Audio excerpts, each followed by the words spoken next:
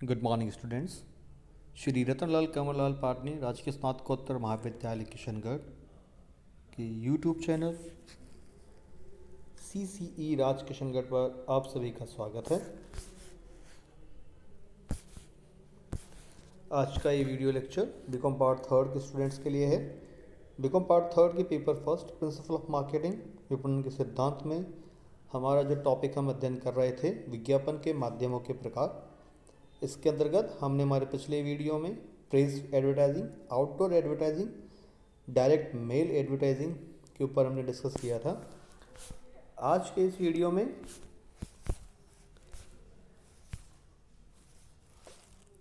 हम मनोरंजक विज्ञापन यानी कि एंटरटेनमेंट एडवर्टाइजिंग पर डिस्कस करेंगे।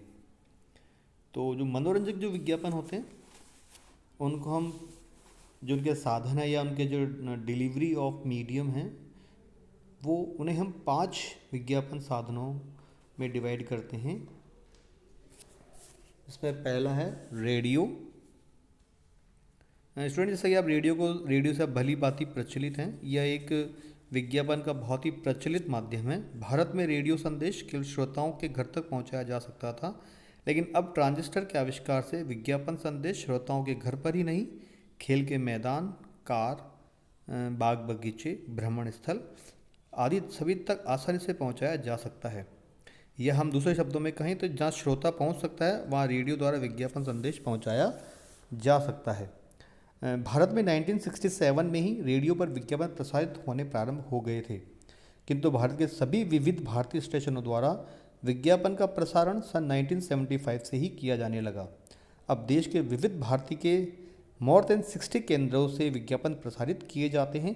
रेडियो द्वारा संगीत, नाटक, चुटकुले आदि के कार्यक्रमों के पहले या बाद में या बीच में विज्ञापन प्रसारित किए जाते हैं। इसके अतिरिक्त कई प्रायोजित कार्यक्रम भी प्रसारित किए जाते हैं। इस माध्यम से सरकार को प्रतिवर्ष करोड़ों रुपए की आय हो रही है। भारत में जो ग्रामीण जनता में रेडियो ट्रांजिस्टर सेटों का रखना प्रतिष्ठा की बात बनती जा रही है, विज्ञापन के लिए यह माध्यम और भी अधिक प्रभावशाली सिद्ध हो रहा है। अगले हम बात करें टेलीविज़न। 20वीं शताब्दी के मध्य से ही टीवी विश्व में विज्ञापन का एक महत्वपूर्ण साधन बन गया है, किंतु भारत में टीवी विज्ञापन का श्रीगणेश जनवरी 1976 में हुआ। तब भारत में टीवी विज्ञापन की सुविधा को 3 भागों में हम बांट सकते हैं, जैसे कि राष्ट्रीय टेलीविज़न, अंतर्राष्ट्रीय टेलीविज़न और स्थानीय केबल टीवी। राष्ट्रीय टेलीविज़न संपूर्ण विश्व में विज्ञापन का महत्वपूर्ण साधन है। हमारे देश में टीवी के माध्यम से जनवरी 1976 से विज्ञापन प्रसारित किए जा रहे हैं। आज दोनों ही चैनलों द्वारा मुंबई, चेन्नई, दिल्ली तथा कोलकाता से विज्ञापन प्रसारित किए जाते हैं। इनके अतिरिक्त हैदराबाद, बेंगलोर, जालंधर, लखनऊ, श्रीनगर, तिरुवनंतपुरम, अहमदाबाद, जयपुर तथा गुवाहाटी केंद्रों से भी प्रसारित किए जाते हैं। अगला है अंतर्राष्ट्रीय टेलीविज़न। हमारे देश में सैटेलाइट के माध्यम से अंतर्राष्ट्रीय सेवाएं भी उपलब्ध हो गई हैं। स्टार टीवी, जी टीवी, ATN, CNN आदि प्रमुख अंतर्राष्ट्रीय टीवी सेवाएं हैं। इनके द्वारा भी भारत में विज्ञापन प्रसारित किए जाते हैं। अंतर्राष्ट्रीय टीवी सेवाओं के बढ़ जाने से अब इनकी आय में वृद्धि हो रही है। 1993 में स्टार टीवी तथा जी टीवी के करोड़ों रुपए से भी आय अर्जित हो जाती थी। इन्होंने राष्ट्रीय विज्ञापन साधनों की कुल आय में अपना हिस्सा बढ़ाया है। अगला है स्थानीय केबल टीवी यानी कि लोकल केबल टीवीज़। स्थानीय केबल टीवी के माध्यम से ही विज्ञापन का प्रसारण बढ़ रहा है। इनके संबंध में प्रत्यक्ष आंकड़े तो नहीं हैं, किंतु व्यवहार में हम इनकी प्रगति अपनी आंखों से दिन प्रतिदिन देख रहे हैं। नेक्स्ट है सिनेमा। मनोरंजक विज्ञापन माध्यमों का तृतीय महत्वपूर्ण साधन सिनेमा है। सिनेमा में विज्ञापन के लिए या तो स्लाइडों का प्रयोग किया जाता है या विज्ञापनों के उद्देश्यों से बनी फिल्मों का प्रदर्शन किया जाता है। इस प्रकार की स्लाइडें तथा फिल्में मध्यांतर में या फिर सिनेमा का शो प्रारंभ होने से पूर्व दिखाई जाते हैं। इनके प्रयोग से सिनेमा हॉल में बैठे व्यक्तियों में वस्तु का प्रभावशाली ढंग से विज्ञापन किया जा सकता है। भारत में सिनेमाघरों की बढ़ती संख्या के कारण सिनेमा द्वारा विज्ञापन बहुत प्रचलित हैं। अगला है वीडियो कैसेट। आधुनिक युग में वीडियो कैसेट अत्यधिक प्रचलित हो गए हैं। ये कैसेट गीत संगीत, नाटक, फिल्में, शैक्षणिक कार्यक्रम, सूचनाओं आदि से संबंधित हो सकते हैं। इनमें बीच बीच में विज्ञापन सम्मिलित कर दिए जाते हैं। फिल्मों के वीडियो कैसेट्स में प्राय दैनिक जीवन में उपयोग की जाने वाली अनेक वस्तुओं के विज्ञापन देखने को मिल जाते हैं। अगला है ड्रामा एवं संगीत। ड्रामा एवं संगीत को विज्ञापन के माध्यम के रूप में माना जाने लगा है। ये माध्यम आजकल ग्रामीण जनता में विज्ञापन करने के लिए विशेष रूप से प्रयोग में लाए जाने लगे हैं। गाँवों की जनता में धार्मिक प्रवृत्ति विशेष रूप से पाई जाती है, अतः धार्मिक ड्रामा सभी लोग देखने लगते हैं। इसी प्रकार आजकल फिल्मी गानों की धुनों पर स्थानीय गानों एवं भजनों को ढाला जा रहा है और उनकी फिल्में भी बनाई जा रही हैं। प्राय देखा जाता है भारतीय कृषक अपनी कृषि क्रियाएं लोकगीतों को गाकर ही करते हैं, अतः लोकगीतों को अधिक आकर्षक या मधुर धुनों में ढाल दिया जाए तो ये विज्ञापन का और अधिक प्रभावशाली माध्यम बन जाता है। अगला है फेयर्स एंड एग्जीबिशंस, यानी कि मेले और प्रदर्शनियाँ। यद्यपि मेलों में प्रदर्शनियों को हम विक्रय संवर्धन का अंग मानते हैं, किंतु हमारे ग्रामीण क्षेत्रों में आज मेले एक परंपरा में भी सम्मिलित हो गए हैं।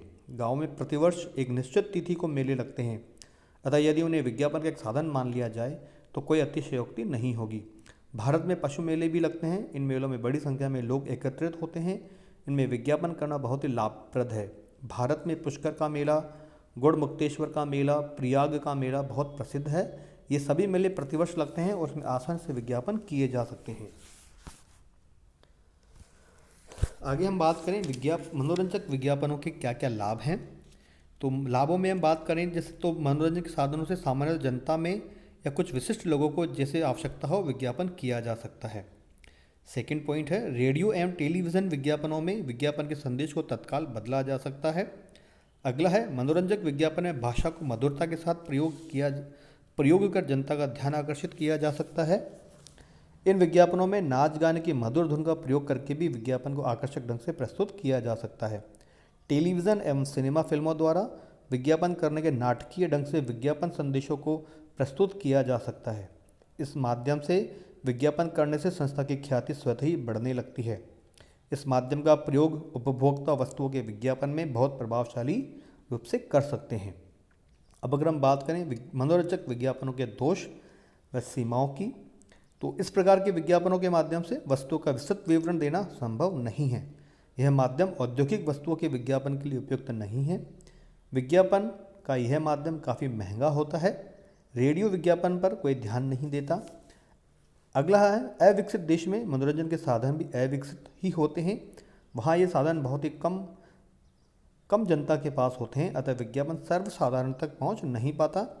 इन माध्यम से विज्ञापन करने पर श्रोता या दर्शक बार बार विज्ञापन देख या सुन नहीं सकता जब तक कि विज्ञापक पुनः विज्ञापन न करे। रेडियो विज्ञापन में वस्तुओं के पैकिंग तथा ट्रेडमार्क दिखना संभव नहीं है। तो आज के इस वीडियो में इतना ही। धन्यवाद।